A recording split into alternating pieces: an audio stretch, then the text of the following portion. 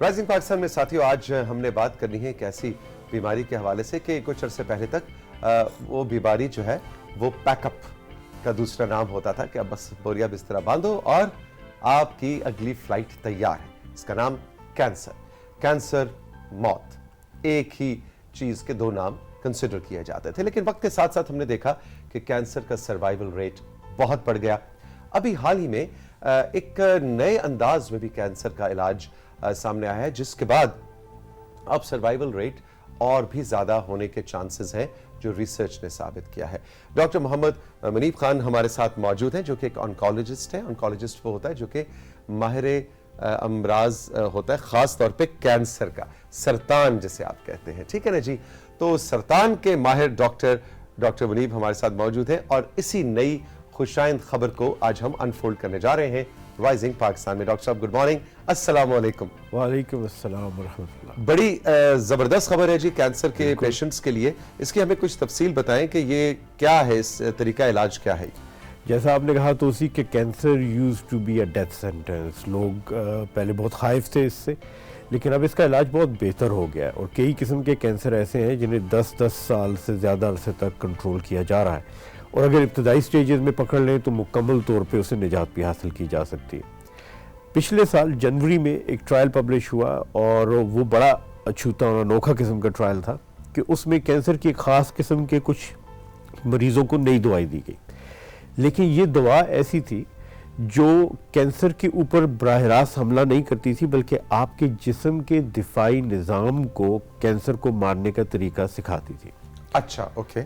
और इरादा ये था कि इससे कैंसर को थोड़ा सा कम किया जाएगा, उसके बाद फिर कीमोथेरेपी दी जाएगी, रेडियोथेरेपी दी जाएगी, फिर सर्जरी की जाएगी, फिर मज़ीद कीमो दी जाएगी तो कैंसर से निजात होगी। लेकिन 6 माह ये दवाई इस्तेमाल करने से 100% मरीजों में कैंसर गायब हो गया। अच्छा। और ऐसा बहुत कम हुआ है कि मेरे ख्याल में पिछले 20 साल में ये दूसरी दफ़ा है कि कोई ऐसी दवाई आई जिसने एक ख़ास किस्म के कैंसर को 100% तक ख़त्म कर दिया। लेकिन इस दवाई का कमाल ये था कि ये कीमोथेरेपी से मुख्तलिफ थी, ये इम्यूनोथेरेपी थी, आपके जिस्म के इम्यून सिस्टम को स्ट्रॉन्ग करती थी। और देखा यह गया कि कैंसर सेल जो है उनके ऊपर ख़ास किस्म के रिसेप्टर्स होते हैं, ख़ास किस्म के लाइगेंड्स होते हैं जिनको PDL कहते हैं, टेक्निकल सी टर्म है, लेकिन यूँ समझिए कि कैंसर सेल एक सफ़ेद झंडी लहराता है और कहता है कि मैं आम सेल हूँ, मैं कैंसर नहीं, मुझे मत मारो। और जिस्म का दिफाई निज़ाम इस धोखे में आ जाता है और वो उसको मारे बगैर पास से गुजर जाता है। ठीक है। ये दवाई जाकर उस सफ़ेद झंडी को ब्लॉक करती थी। बड़ा चालाक है कैंसर है। ऐसा वैसा कैंसर के कामयाब होने में बहुत बड़ा जो अमल दखल है वो इस चीज़ का है कि ये अपने आप को जिस्म से छुपा लेता है। ये बागी है, ये सरकश है, इट्स रेबल, लेकिन ये जब इम्यून सिस्टम दिफाई निज़ाम के सेल मारने आते हैं, बिल्कुल, तो ये प्लेटलेट्स को अपने गिर्द भी जमा कर लेता है और बज़ाहिर यूँ नज़र आता है कि प्लेटलेट्स का एक गोला सा जा रहा है, लेकिन असल में दरमियान में कैंसर का सेल होता है। ठीक है।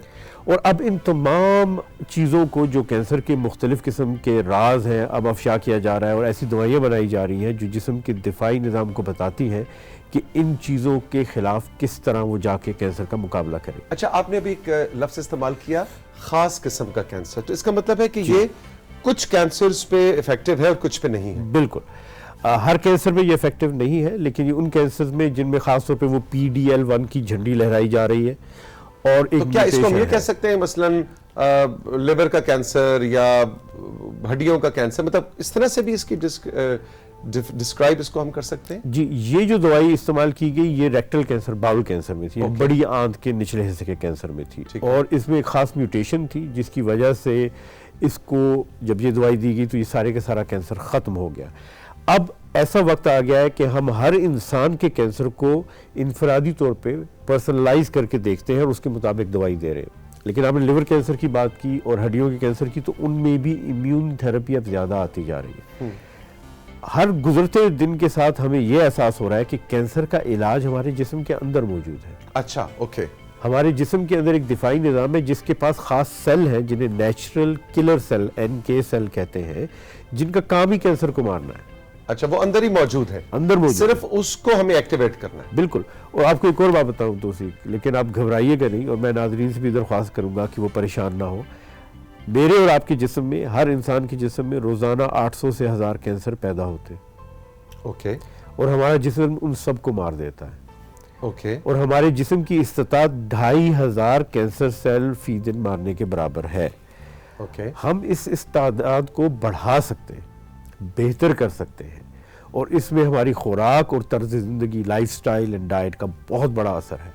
ठीक है। और इसी पे मैं काम कर रहा हूँ पिछले 20 साल से, और मेरी ख़ास तौर पे दिलचस्पी इसमें है कि बजाय इसके कि बाहर से दवाई ली जाए, जिस्म के निज़ाम को कैसे इतना बेहतर किया जाए कि वो खुद ही फाइट करे उसको, कि कैंसर को होने ही ना दे, क्योंकि रोज़ाना वो 1000 तो मार रहा है। मसला तब पैदा होता है जब हमारी ज़िंदगी के अवामिल और हमारे रिस्क फैक्टर्स कैंसर की तादाद बढ़ा देते हैं सेल्स की, और जिस्म के दिफाई निज़ाम की तादाद जो है, इस्तेदाद जो है, वो उतनी रहती है। बिल्कुल ठीक। तो इस सूरत में कैंसर के कुछ सेल बच जाते हैं, लेकिन जब वो बच भी जाएं तो 10 साल लगते हैं उन्हें पूरा कैंसर बनाने में। उस 10 साल के अरसे में हम अपने जिस्म को मजबूत करके उनको ख़त्म कर सकते हैं। अच्छा जी, अब आते हैं आज की गुफ्तगू के दूसरे हिस्से की जानिब कि वो कैसे किया, उनको मजबूत कैसे किया, क्या खाएं क्या ना खाएं।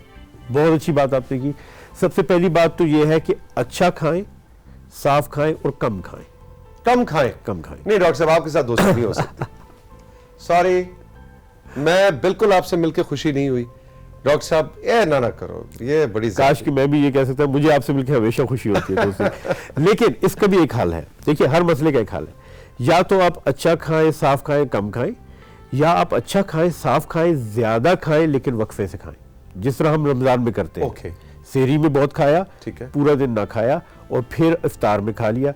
और इस बहुत सी तहकीकात हुई है खासतौर पर बरतानिया में रोजेदारों पर, जिससे ये पता चला है कि वो रोजेदार जो इफ्तारी के बाद ज्यादा भी खाते हैं, उनके जिस्म में ऐसे केमिकल मवाद पैदा होते हैं जो कैंसर को होने से रोकते हैं। यानी पूरा दिन उन्होंने जो एक तरह से फास्टिंग की। और अब इंटरमिटेंट फास्टिंग, वक्फे वक्फे से रोजा रखना, जो कि हमारी मजहब में बताया गया सुन्नत है कि सोमवार और जुमेरात को नबी पाक सल्लल्लाहु अलैहि वसल्लम रोजा रखते थे, वो अब बहुत इन्वोग हो गया है। कनाडा, अमेरिका में तो कैंसर पेशेंट्स पे ट्रायल हो रहे हैं और बड़े अच्छे नतीजे सामने आ रहे हैं कि अगर आप वक्फे वक्फे से फास्टिंग करें तो कैंसर के होने के इम्कान कम होते हैं, और अगर कैंसर हुआ हो तो उसके इलाज के असरात बेहतर होते हैं। आम सी बात है, कैंसर सेल मीठा पसंद करता है, शुगर, ग्लूकोज, और जब आप रोजा रखते हैं तो आपकी जिस्म की चर्बी पिघलती है, जिससे कीटोन पैदा होते हैं। कैंसर कीटोन इस्तेमाल नहीं कर सकता, तो रोजे की सूरत में आपके बाकी जिस्म के सेल तो कीटोन खा लेते हैं, कैंसर फाके में चला जाता है और उसकी बढ़ोतरी कम हो जाती है,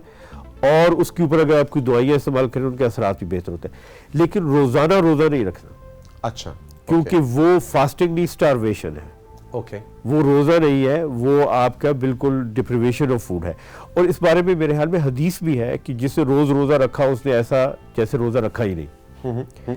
अच्छा डॉक्टर साहब, ये बताएं कि आपने भी इस्तिलाह इस्तेमाल की, अच्छा खाएं। जी, अच्छा क्या है? अच्छा, अच्छी खुराक में एक तो है कि आप ताज़ा खुराक बना के खाएं। मैं आपको एक मिसाल देता हूं कि आप घर में एक सैंडविच बनाते हैं, आप कुछ खीरे काट के रखते हैं, टमाटर रखते हैं, 2 डब रोटियां रखते हैं, 3-4 घंटे बाद वो सैंडविच खराब हो जाता है। लेकिन वही सैंडविच जब आप बाजार से खरीदते हैं तो उस पर 2 हफ्ते बाद की एक्सपायरी डेट लिखी होती है। तो उसके अंदर केमिकल डाले गए हैं, प्रिजर्वेटिव डाले गए हैं, और वो ताज़ा नहीं है। और वो केमिकल और प्रिजर्वेटिव इसलिए नहीं डाले गए कि उनको हमसे हमदर्दी है, वो इसलिए डाले गए कि वो चाहते हैं शेल्फ लाइफ ज्यादा हो और हमारी चीज बिक जाए। तो जो भी प्रोसेस फूड है, प्रिजर्वेटिव वाला फूड है, उसको अवॉइड करें, कम से कम खाएं, और ताज़ा खाना खुद बना के खाएं। थोड़ा सा तरद्दुद करना पड़ता है, तकलीफ होती है, टाइम ज़्यादा लगता है, लेकिन उस तकलीफ और तरद्दुद से बेहतर है जो बीमारी के बाद और कैंसर के बाद इंसान को उठानी पड़ती है। पहले वक्तों में तो ये फ्रिज वगैरह नहीं होते थे, तो ताज़ा पकता था, ताज़ा इस्तेमाल होता था। अच्छा, अब आप खुश होंगे, आप खाने पीने के शौकीन हैं मेरी तरह, तो मैं आपको बताऊंगा कि आप खूब मिर्च मसाले वाली चीज़ खाएं। ओके, क्योंकि मिर्च और मसाला एंटी कैंसर है। जी बिल्कुल, और ये प्रिजर्वेटिव भी है। पुराने वक्तों में आप मिर्च मसाला इसलिए डालते थे कि उससे खाना महफूज रहता था। आप जरा देखिए कि आप शुमाल में जब जाते हैं, गिलगित बल्तिस्तान, मिर्च मसाले का इस्तेमाल कम है, क्योंकि मौसम सर्द है, खाना खराब नहीं होता। जो आप जुनूब की तरफ जाते हैं मिर्चें बढ़ती हैं, और अब आप केरला, कर्नाटका, श्रीलंका पहुंचते हैं तो इंतहा दर्जे की मिर्चों का इस्तेमाल हो रहा है, क्योंकि वो इतनी मरतूब हवा है कि खाना 2 घंटे में खराब हो जाता है अगर उसमें मिर्च और मसाला ना डाला हो। Very interesting, very interesting. तो अच्छा खाएं से मुराद ये है कि साफ खाएं, मतलब क्लीन ईटिंग करें, बहुत ज्यादा बाहर की चीजें ना हो, कम खाएं, थोड़ा सा पकाएं, उसको जल्दी इस्तेमाल करें और फिर ताज़ा पकाएं। बिल्कुल, ताज़ा खाना बहुत अहम है क्योंकि खाना गलना सड़ना शुरू हो जाता है। जैसे ही आप कोई चीज़ पका के रखते हैं वो गलना सड़ना शुरू हो जाती है। उसको जितनी जल्दी खाया जाए उतना बेहतर है। अगर जल्दी नहीं खा सकते तो उसको फ्रीज़ कर दें, लेकिन फ्रीज़ किया हुआ खाना दोबारा गर्म जब किया तो फिर उसको दोबारा फ्रीज़ ना करें। डॉक्टर साहब, जब आपने बात की ना कि अंदर से फाइट करना है कैंसर को, तो उस अंदर के अंदर मेरा ज़ाती ख्याल ये है कि ये वाला अंदर भी बड़ा इंपॉर्टेंट है। बहुत अहम, इंतहाई अहम। आपके दिमाग का और आपके जिस्म का बहुत गहरा ताल्लुक है, और अगर आपकी सोच मनफी है, आप डिप्रेशन का शिकार हैं, तो उसमें कैंसर और दीगर बीमारियों के बढ़ने के चांसेस ज़्यादा है। क्योंकि जब आप डिप्रेस होते हैं तो आपके जिस्म का दिफाई निज़ाम जो है वो दब जाता है। जिस्म डिप्रेशन में स्टीरॉयड निकालता है। स्टेरॉइड्स ग्लूकोज ज़्यादा कर देते हैं क्योंकि ग्लूकोज एंटी डिप्रेसेंट भी है, और ग्लूकोज मीठा है, और मीठा कैंसर को पसंद है, और रोजाना 800 से 1000 कैंसर सेल बन रहे हैं, और वो खाएंगे। जिस्म का दिफाई निज़ाम उन्हें मारना चाहता है, आप उसको मीठा खिला रहे हैं, दिफाई निज़ाम डिप्रेशन से सप्रेस हो गया है, तो उस सूरत में आपके कैंसर सेल ज़्यादा बढ़ते हैं। और जिस्म में एक और चीज़ यह है कि जब आप रोज़ा रखते हैं या वक्फा करते हैं खाने के दरमियान, तो उस सूरत में आपका जिस्म खुराक सिर्फ उन सेल को देता है जो काम कर रहे हैं, राशन कर देता है। ठीक है। कैंसर सेल चूंकि नाकारा होता है तो उसको खुराक नहीं दी जाती। जब खुराक की बहुतात हो तो फिर आपके जिस्म को हर सेल पे प्यार आता है। जैसे माँ बाप के पास बहुत पैसा हो तो वो हर बच्चे पे लुटाते, तो वो फिर सबको खाना देता है और कहता है कोई बात नहीं, ये खुराक है, खा लो, तो कैंसर सेल बढ़ते हैं। ठीक। इसलिए ये जरूरी है कि अगर आप ज्यादा खाना भी पसंद करते हैं तो उसमें वक्फा ज्यादा रखें। एग्जैक्टली। और ये जो आपने बताया कि इंटरमिटेंट फास्टिंग, कि आप 15-16 घंटे, चाहे उसमें नींद शामिल हो, आप कुछ ना खाएं ताकि। अच्छा डॉक्टर साहब, आखिर में थोड़ी सी हम बात करना चाहेंगे जो आपका फैमिली होता है, जो आपके इर्द गिर्द के लोग हैं, आधा तो वही आपको मार देते हैं, है ना जी? तो मिसालें देनी शुरू कर देते हैं। वो तमाम मिसालें जो सरवाइव नहीं किए थे, उनकी मिसालें पेशेंट को दी जाती हैं। मेरा ख्याल है मिसालें वो भी देनी चाहिए कि कोई ऐसा आपस में कोई ऐसा ग्रुप होना चाहिए, I don't know, WhatsApp groups हो या ऐसी नशिस्त हो जिसमें 8 कैंसर पेशेंट बैठे और वो सारे सर्वाइवर्स हैं, जाहिर है तभी बैठे हैं, और अपनी कहानियां सुनाएं ताकि एक दूसरे को यहाँ से मोटिवेट करें। तो ऐसी चीज बैरून मुल्क तो होती है, मैंने देखा है कि वहाँ पे आपके ऐसे सर्कल्स बनते हैं। पाकिस्तान में इस तरह का सीन है? हमारे यहाँ सपोर्ट ग्रुप्स नहीं है। Support groups is the right term. लेकिन उसका एक मुतबादिल ये है कि YouTube पर मैंने अपना एक चैनल बनाया है जहाँ आपको मुफ्त एडवाइस मिलती है, और वहाँ पर ये सारी पॉजिटिव न्यूज़ भी है, डिस्कशंस भी हैं, सवाल जवाब भी हैं, सेशंस है विद अदर पीपल जिसमें यही सब बातें पूछी गई हैं कैंसर के बारे में। और वो किलिंग कैंसर काइंडली के नाम से यूट्यूब चैनल हमारा है, और ये हमारा मिशन भी है जिसमें हम सब मिल के कैंसर को रोकने की कोशिश कर रहे हैं कि होने से पहले रोका जाए। एक अफसोस की बात यह है कि कंपनियों का इंटरेस्ट नहीं है, वो चाहते हैं कि दवाइयों की बात की जाए जिससे पैसा बने। अगर आपने कैंसर रोक दिया तो उसमें आप तो पैसा तो नहीं बना सकते, तो कुछ डॉक्टर्स का और बहुत सारी ड्रग कंपनीज का इंटरेस्ट नहीं है, और हम इस चीज़ को तोड़ रहे हैं। हम चाहते हैं कि कैंसर अंदर से ही खत्म दवाइयों के भी। बिल्कुल। और इसमें सपोर्ट ग्रुप्स के अलावा एक और बात मैं कहूँगा कि हमारे मज़हब ने ये सिखाया है कि अल्लाह आपके साथ वैसा ही करता है जैसा कि आप उससे उम्मीद रखते हैं, और ज़िंदगी में ये एक हकीकत है कि आप जैसी सोच रखेंगे वैसे ही हालात आपको मिलेंगे। तो आपके पास कंट्रोल है सोच का।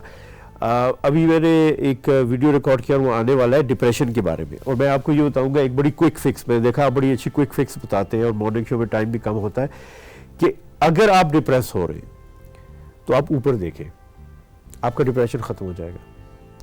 इंसान कभी ऊपर देख के रो नहीं सकता, रोते हुए हमेशा हम सर झुकाते हैं।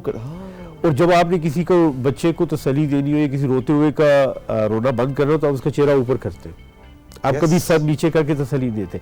ये आपके जिस्म की बनी हुई चीजें हैं। आपका जहन इन चीजों से कंट्रोल भी किया जा सकता है। आप जब डिप्रेस हो ऊपर देखिए, बल्कि मैं ये तजर्बा करता हूँ अपने दोस्तों और मरीजों के साथ कि अपनी जिंदगी के सबसे तल्ख वाकयात को याद करें सर झुका के, आपको रोना आ जाएगा। उन्हीं वाकयात को याद करें सर ऊपर उठा के, आपको रोना नहीं आएगा। इंटरेस्टिंग। तो हमेशा अपने सर को ऊंचा रखिए, खासतौर पे जब आपको डिप्रेशन है, 7 तक गिने, ज्यादा देर भी नहीं, 1 Okay. 2 3 4 5 6 7, कोई आप उसमें पढ़ना चाहे, कोई आप जिक्र करना चाहे, अल्लाह का नाम वो तो लेना आपका चाहे, एक अपने पर्सनल मजहब चीज के है, लेकिन हवाले इस से वक्त आप एक कुछ भी। फिजिकल बॉडी की उसकी बात बिल्कुल। करें। और आई मूवमेंट्स बड़ी इंपॉर्टेंट है। ऊपर देखना हमेशा सोच को, मुस्बत सोच को, प्लानिंग को इंडिकेट करता है। नीचे देखने में अगर आप दाएं तरफ देखते हैं तो डिप्रेशन और आपके एहसासात हैं, बाएं तरफ देखते हैं तो आप पुराने एहसासात को याद कर रहे होते हैं। तो अब ये चीज़ें हम इसको डिस्कवर कर रहे हैं Interesting, और लोगों के साथ शेयर कर रहे हैं कि आप डिप्रेशन को क्विकली कैसे फिक्स करेंगे। लेकिन अगर आपको डिप्रेशन का मर्ज लायक है तो वक्ती तौर पर तो ये बेहतर कर हाँ, देगा। exactly. उसके लिए तो अलग से आपको डॉक्टर को आपको रुजू करना डॉक्टर को देखना है और अद्वियात लेनी होगी, लेकिन सोच को मस्बत रखना बहुत जरूरी है। डॉक्टर साहब, थैंक यू वेरी मच, बहुत बहुत शुक्रिया। आप जब भी तशरीफ लाते हैं कुछ नया सीखने को मिलता है। All the best. क्यों हम राइजिंग पाकिस्तान में आपसे अब चाहेंगे इजाजत। बहुत कुछ था आज, बहुत ही डाइवर्स किस्म का प्रोग्राम था। कैसा लगा हमारे व्हाट्सएप नंबर पे हमें जरूर बताइएगा। खुश रहिए, मिलेंगे फिर। खुदा हाफिज।